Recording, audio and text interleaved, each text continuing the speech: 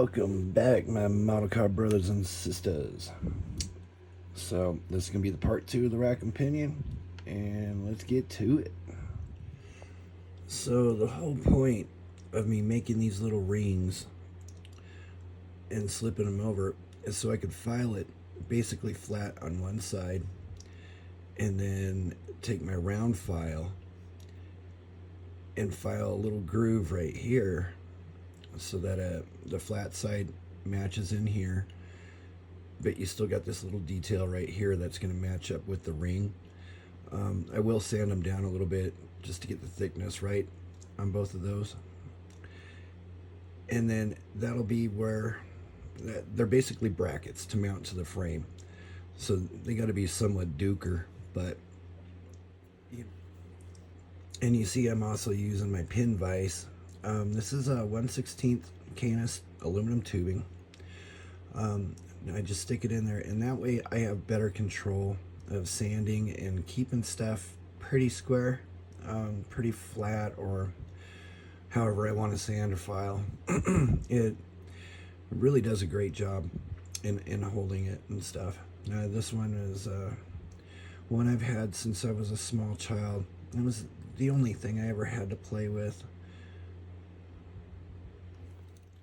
All right, friends. So through the magic of video, as you can see, now I've got my brackets glued together. Can probably zoom in on that a little bit, and you kind of get the idea of where I'm going with this. So I ran a piece of just aluminum wire that I'd found that fits really tight on the inside of this 1/16 tubing through to about there. And then I'm going to use some 7mm tubing for the end of the rack and pinion here, and for the heim joint that goes on the end there, for the ball joint that connects to the tie rod, which will be, that's the spindle, and there's a tie rod bracket for it. I'll drill the hole and all that. So how I made that, though, what I didn't like, let me back up a little bit. What I didn't like is, like, it's going to have to bend like that a little bit to fit back on there. And so this isn't fitting right. So what I've done is I've taken some 3/32 tubing, which will slide right over the 16th tubing. But on this end, as you can see, I've ground it down so that this little cool little boot will just slip on the end of it, maybe. Try that again. It's hard to do on camera. All right, so here we go with, there's the ends that I made, and they fit into the little rubber boots, top boots. And you can see some of the detail there and there that I did just doing it on my DeWalt lathe. And it's your basic rack and pinion setup. I'll put the little tubes in the end and be able to bend these without it looking weird, and get them connected to the spindles. And then we'll almost have a front end together. So right on, guys. So here we have it all finished up.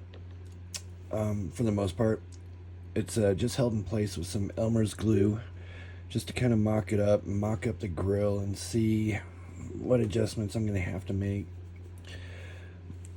All these pieces will come apart, but what I ended up doing is, they slip together, and then this little silver thing right here is some of that Ammo by Meg, foil. It's kind of like the other foil. I really like this stuff. I have used it a little bit on a lot of different things. It's really tacky. It stays in place, sticks to about anything. It's, just as easy to cut as anything else.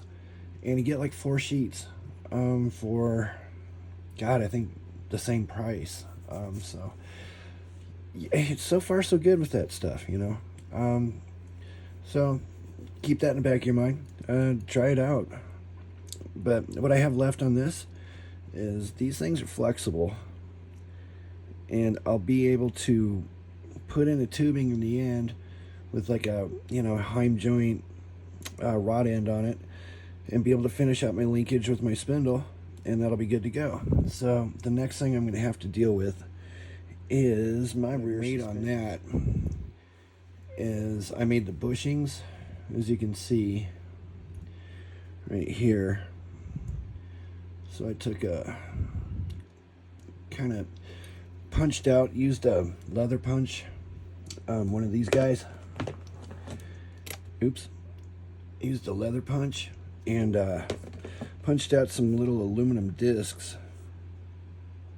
And, well, I drilled a hole in them first. Wait, no, I drilled the hole after. And then just kind of used them as a cap on top of a little piece of plastic and put them in a tube, a little nut on the end. But kind of cool, man. It would work for sway bars and other suspension stuff. So it's kind of a cool little way of doing it. It just took a little bit of sanding to get kind of some of the flash off and all that. But all in all, be kind of a cool little rear end. My coilovers will fit to this aluminum tubing that goes through here, and then I'll just mount it. It's just pretty straight ahead. Little Corvette rear end. Bum, bum, bum, bum, bum, bum, bum, bum, bum.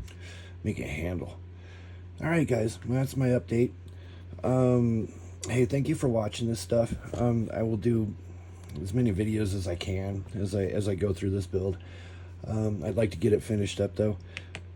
Here in Colorado, we got a really cool model car show coming up on the 21st, and I'll post a picture of the flyer. And guys, be good to each other and model on.